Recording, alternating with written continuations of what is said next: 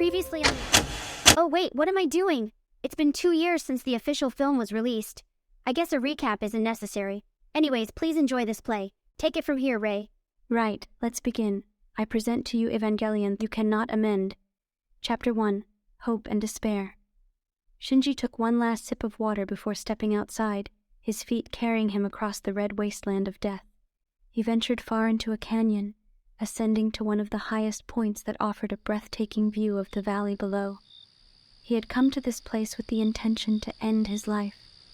Standing at the edge of the precipice, Shinji contemplated the life he had led up until this moment. He looked out at the vast, beautiful landscape before him, the night sky speckled with stars stretching out seamlessly above. The canyon's edge plummeted to the river beneath, and Shinji felt a mixture of wonder and pain as he admired the view. Suddenly, a woman's voice called out from behind him. Hey! Startled, Shinji nearly lost his footing, but managed to catch himself just in time. Turning around, he saw a woman emerge from the forest. She wore a long white dress and had short, straight brown hair, her beauty undeniable. The late hour and the darkness of the night made Shinji wonder why she was there all by herself. The woman approached Shinji and greeted him with a simple, "Hello." Thrown off and slightly confused, Shinji returned the greeting. What are you doing here?" He asked with a touch of snark. "So late by yourself?" The woman responded with the same question, a gentle smile playing on her lips. "What are you doing here so late by yourself?" Feeling cornered, Shinji answered. "I don't know, I guess I just needed to clear my head. This is my favorite spot." "You're a bit too close to the edge of that cliff to be clearing your head," the woman observed. "Or are you planning to jump now?" "Like I said, I'm just here to clear my head. I've had a long couple of days." Shinji insisted. The woman wished him a good night before starting to walk away, leaving Shinji confused. In his mind, he had quickly concocted a fantasy that this woman was some deity who had appeared by fate to save him and convince him not to jump.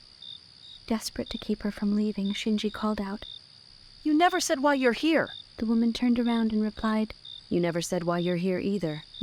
Her smile remained gentle and unwavering. "Yes, I did. I just told you." The woman closed the distance between them in an instant, catching him off guard once more. "Why are you really here?" She asked, her eyes boring into his. "I'm clearing my fucking head." He snapped back. The mysterious woman studied him for a long moment, her face a picture of disappointment. "I don't believe you." She turned and began to walk away, leaving Shinji's heart pounding with panic at the thought of her abandoning him without trying to save him. Desperation clawed at him, and he yelled out, "Okay, fine. I'm here to jump." The woman stopped and turned back to face him, her expression unreadable. "Why do you wish to jump?" "I'm here to kill myself. This life is awful, and I'm ready to die." The woman comes back to where Shinji is standing. "What's so awful about it?" This world is filled with ugliness and sadness, tragedy, conflict, and heartbreak. It's endlessly difficult for no reason. Success is hard, and there's no obvious meaning to anything. Even the little things like people giving you dirty looks, the hot weather, people being mean. And most of all, piloting an Ava is what I hate about living in this world. "Well, what life would you not want to jump from?" A life without all that, obviously. A life filled with only beauty, happiness, love, and peace. A life that's easy and fun all the time. One where there's apparent meaning to stuff and we actually know what's going on and why we're here and the purpose of life. A life where there is no heartbreak, no tragedy, no conflict, no hardship. I want a life where there's no mean people giving you dirty looks, and where I don't have to pilot an Ava, and where people don't give me pain. Everything would be perfect, and I would never want to leave that life." They stared at each other for a moment that felt like an eternity, their eyes locked in a silent exchange. "So, who are you? You have to tell me why you're here." The woman moved closer, her expression unreadable. "I'm who you hoped I was." Confused and off balance, Shinji took a step back, forgetting his precarious position at the edge of the cliff. "What do you mean?" With a gentle yet deliberate motion, the woman leaned in and whispered into his ear. She then pushed him softly on his chest, and Shinji felt himself falling backward off the cliff. End of chapter 1.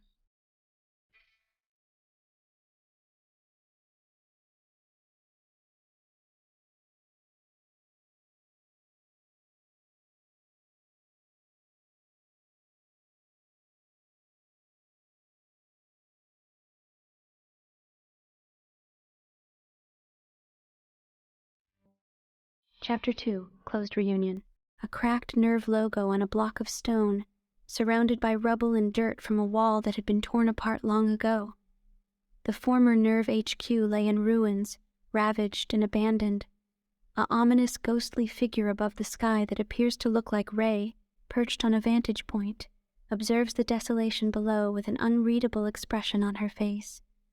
Next we cut to Shinji entering a dimly lit room, his head bowed low and his arms hanging limply at his sides. He is a broken soul filled with self-hatred and despair. Aoba followed closely behind, his face a mixture of anger and pity. He despised Shinji for the damage he had caused, but couldn't help empathizing with the young man's plight. Inside the room was the Wunder Command Center, where everyone's eyes were fixed on Shinji. The atmosphere became tense, reminiscent of a courthouse, as the people in the room silently judged Shinji without knowing what he had been through. Misato sat on her command chair, her expression a combination of disappointment and hate. She addressed Shinji with a stern tone. Shinji Ikari, you resisted and evaded arrest and confinement. You obeyed Nerve's plans, and most of all, you piloted an AVA unit under Nerve's instructions, nearly causing another impact. Do you have anything to say for yourself? Shinji remained silent, his eyes hidden by the shadow cast by his hair. Misato's expression shifted to pure anger, frustrated by his lack of response. The other Willy members in the room stared at Shinji, their expressions varying from stoicism to contempt. Among them, Sakura Suzuhara was the only one who seemed to be struggling to contain her anxiety, her lips subtly bitten as she watched the tense scene unfolding before her eyes. As the trial of Shinji Ikari continued, the weight of his actions and their consequences bore down on him, while the people around him grappled with their own feelings towards the young man who had both suffered and caused immense pain. Shinji's voice broke as he cried out, I just wanted to make things right. He collapsed to his knees, drained of energy by his depression and lack of nourishment. Sakura glanced at Misato, silently urging her to ease up on the young man. She approached Shinji and helped him to his feet. Come on, Ikari, let's go. From Misato's point of view, Sakura supported Shinji as they walked away. Misato clenched her teeth, her emotions a mix of anger and angst. She ordered the Ville Command Center. All right, everyone. Commence setback on Unit 1 from the beginning. The scene shifted to the submarine parking area where the Wunder had extracted the vehicle and remained stationary. Asuka walked with her bag towards her room, a small towel draped around her neck, indicating her desire to wash off the dirt from her time spent stranded in the red earth with Shinji and Rei.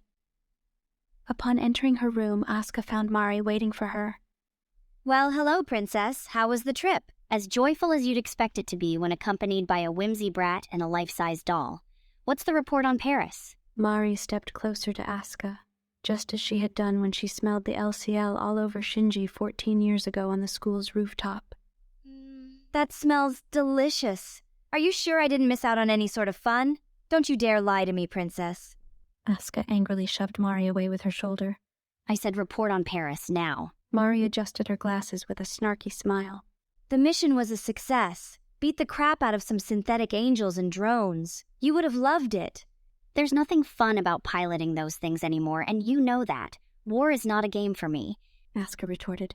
Asuka, we did it. Let loose a little. Mari said, her tone softened. Asuka looked at Mari, her face caught between pessimism and joy. We managed to restore Paris. We can bring back the affected areas, and we've retrieved armor for your unit too, Mari revealed.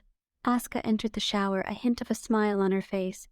Heh, good job, Four Eyes. Here's to the whole globe. Asuka's room contained a supersonic C709 portable MP3 and CD player, a relic from the early to mid-2000s. An Arctic Monkeys mock-up band poster decorated her wall, a reminder of her teenage years when the band's guitar-driven, energetic music had captured her heart. Random LPs and CDs were scattered around her room, alongside her 3.0 jacket and hat. A headless doll from her past hinted at her emotional scars and stolen childhood, transformed into a soldier with the sole purpose of piloting an Ava. Mari's room was a mess, with clothes strewn everywhere. A cat plushie sat among her belongings, a testament to her love for felines. A box of hunting rifle ammo lay in the corner, evidence of her practice with firearms during the 14-year time skip. She had honed her sniping skills with a Remington 700 synthetic 7mm bolt-action rifle. In the common area, Hyuga and Midori discussed the statue's significance. Midori explained that she had based it on a story about a king and his dream, which she had found intriguing. I based it on a story about a king and his dream that I read back at the sanctuary. I found it very intriguing.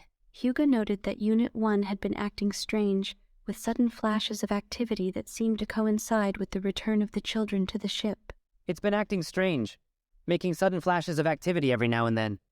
We thought it was some sort of core energy manifestation, but Misato noted that it started when we brought the kids back onto the ship. In Shinji's isolation chamber, he stared blankly at the ceiling, his mind adrift in sorrowful nostalgia.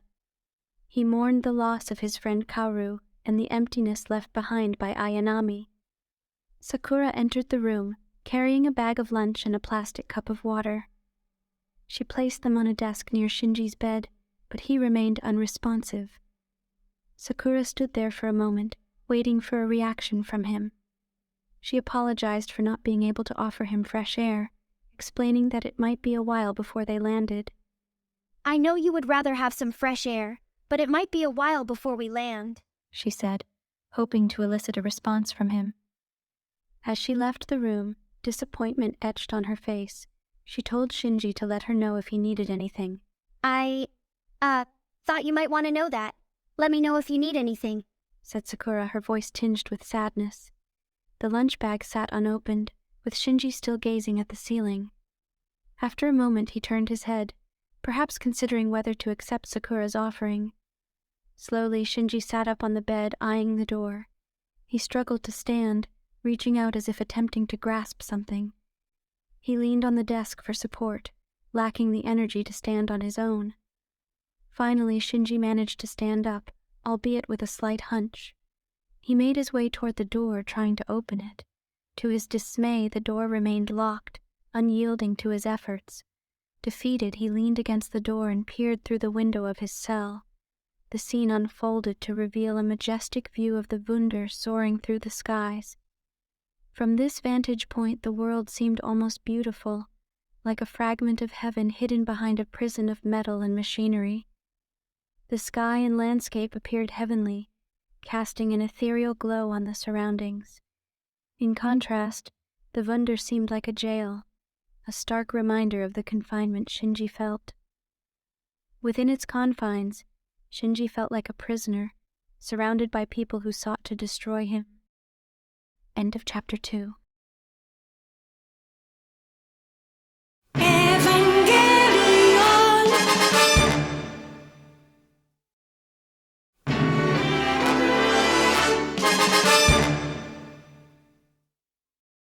Chapter 3. Scarred Children in a City of Hope. Nerve HQ, Day. We see a shogi board with Fuyutsuki pushing a piece forward. Gendo and Fuyutsuki sit on the ground facing each other as they play shogi. They have reconquered Paris. He advances a pawn. I suppose this was also planned? Let them believe that they have an advantage. Sometimes the road to the king is paved with sacrifices. You have also placed your son among your pawns. However, you forget that captured pawns can join the enemy's ranks, and now your son is in that woman's hands. He captures one of Gendo's pawns and places it back on the board in his own ranks. Watch out, Ikari, or you'll find yourself colliding with your own pawns. A pawn can only advance, it cannot go back. Everything is decided. Yet even a humble pawn can check the king. Fuyutsuki promotes his pawn and checks the king. Ours is not an even match. The key is with us. Gendo captures the golden general, canceling the check. Answer, do you really think it will go as planned?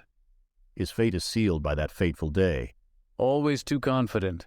Do you think the pawn can be maneuvered like in this game? You forgot a variable. That is... free will. I ruled it out. Ikari. Freedom is only the illusion of ignorant minds unable to grasp the great design of God. The only hidden variable is the laws of this world, not the ghost of freedom. The Dead Sea Scrolls. Fuyutsuki, life writes on the heart of man with indelible ink. If there was such a thing as freedom, man would be omnipotent. And is that why you are convinced that you have to transcend the human condition? Gendo promotes his pawn. The destiny of men is written in our hearts. Shinji will act as planned. Ikari, I won't ask you to listen to an old man's words. Just ask yourself if this is what she would like. Shinji's monologue. Shinji sits in solitary confinement with a stoic, depressed expression on his face. Scenes from the 3 movies flash by as he recounts his story. I was in solitary confinement for nearly destroying the world. This organization called Ville, which serves as an opposing force to NERV, my former organization in which my father commanded. I was part of NERV and a pilot of AVA Unit 1, a biomechanical humanoid weapon specifically chosen to be piloted by 14-year-old children and created to defend the world from mysterious beings known as angels. I have always done what I've been told, but You will pilot, if not then leave. I don't care anymore. All of this isn't my fault. I didn't save Ray. Why?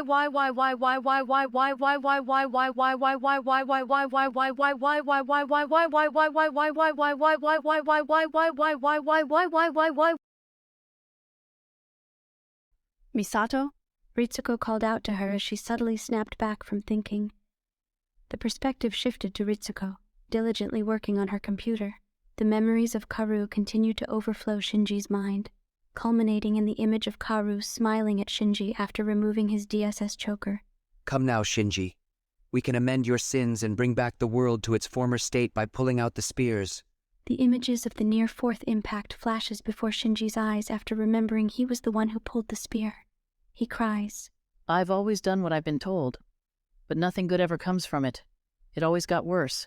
Koji interrupted. Captain, we're here now.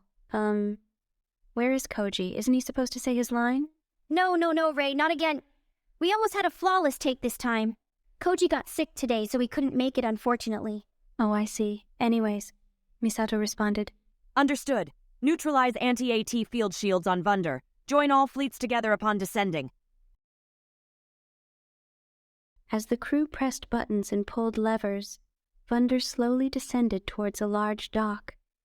Inside Asuka and Mari's room, Asuka gazed out the window at the snow falling on the sanctuary of Elysian, the primary setting for their story.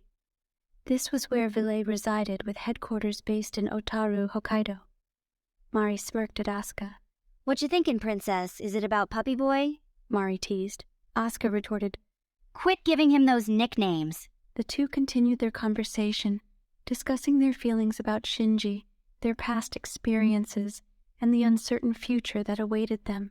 This might be our last time seeing this place, says Asuka. Mari responds optimistically. It's fine, princess. We've survived many times. Even if the end will come, why not do everything you can now, eh? Perhaps helping Shinji from his misery. Asuka looks at Mari with a face of confusion and disgust. He's practically dead. He can't do anything for himself. If he does, it's either him trying to end the world by saving a doll or just being stupid. Anyways, he's a lost cause now. Oh my days. What am I gonna do with you? January 2nd, 2029 AD. Elsewhere, Gendo and Fuyutsuki walked through the beautiful Garden of Eden, approaching a giant door. Gendo entered a passcode, emendare, the Latin word for amend. The door opened, revealing a container with LCL and the key of Nebuchadnezzar. What will open the door to the perfection of man is the key of Nebuchadnezzar, says Gendo. Fuyutsuki warns, there's no going back after this, Ikari. You will no longer be human. Gendo insists, this is the only way, to reunite with Yui. There is no other way. As Gendo opens the door, the key glows with bright red eyes.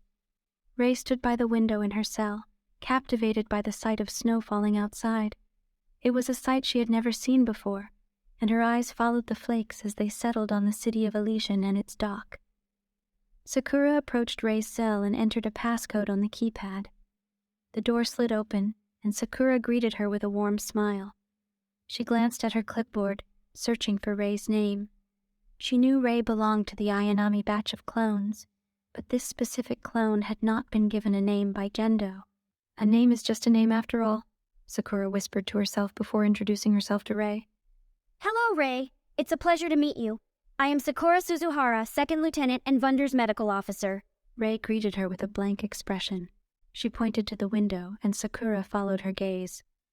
What is that? Rei asked. Ha ha ha, it's weird reading your own lines, isn't it? I apologize, I'm getting sidetracked again.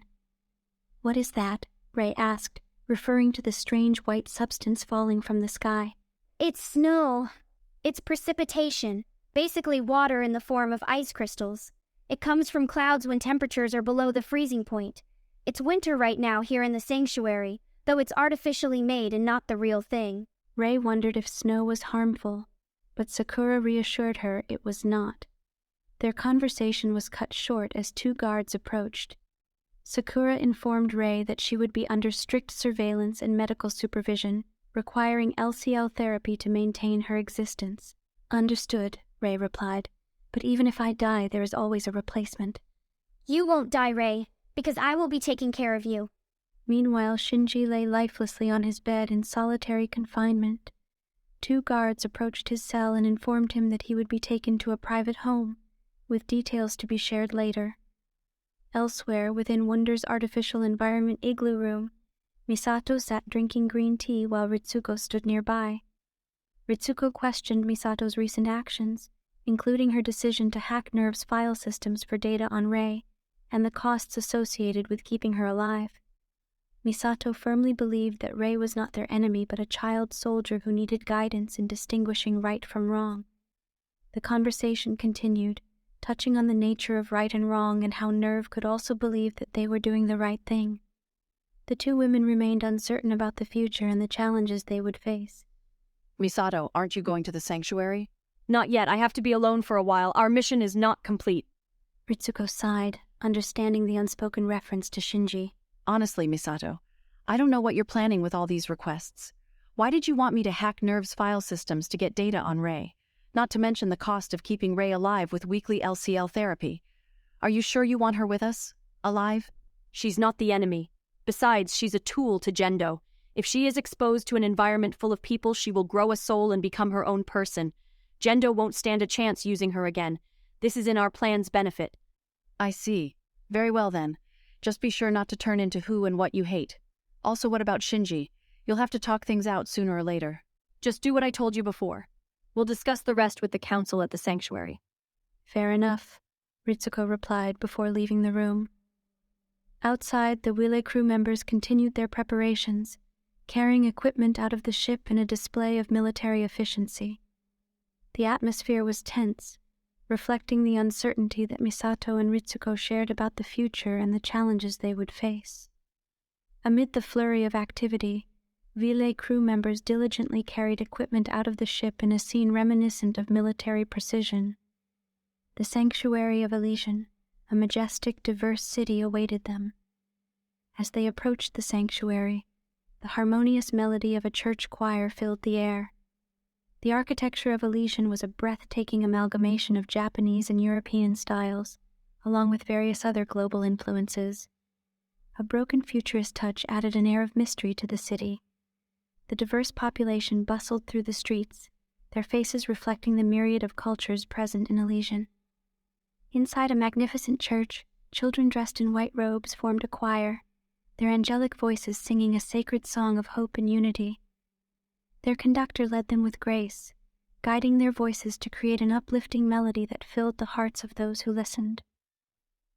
As the Wille crew arrived in Elysian, they were greeted with warm smiles and open arms, the local civilians welcoming them home.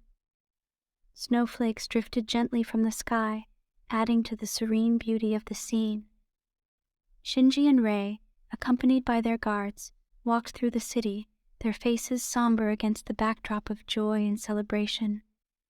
They glanced upwards as the snowfall caught their attention. Shinji squinted, slightly confused, while Rei looked at him and softly said, "It's snow." For a brief moment their eyes met, and a small fragment seed of connection has been laid without their awareness amid the swirling snowflakes. The choir's voices swelled around them, the lyrics urging them to lift their spirits and never again return to the conflict that had brought them here. End of Chapter 3. Thank you for listening. Until we meet again.